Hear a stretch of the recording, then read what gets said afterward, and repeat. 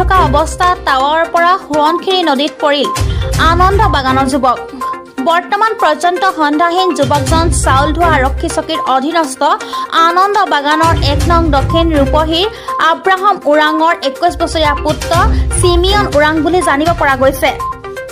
আমাক এজন আদিবাসী ছাত্ৰ সন্থাৰ আনন্দ আঞ্চলিক বিষয়াই জনোৱা অনুসৰি কালি পুৱা ৫মান বজাত নামনি সোৱণশিৰি জলবিদ্যুৎ প্ৰকল্পৰ টাৱাৰত কাম কৰি থকা অৱস্থাত হঠাতে সোৱণশিৰি নদীত পৰি যায়। তেতিয়াৰ পৰা বৰ্তমান পৰ্যন্ত নিৰুদ্দেশ হৈ আছে যুৱকজন।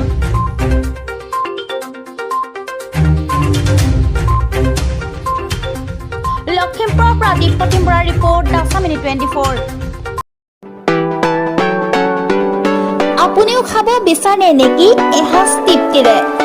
তেনেহ'লে পলম নকৰিব, আহক আমাৰ ফুড পেৰাডাইজলৈ। আপোনালোকৰ যদি ক'ভিড ৰোগী আছে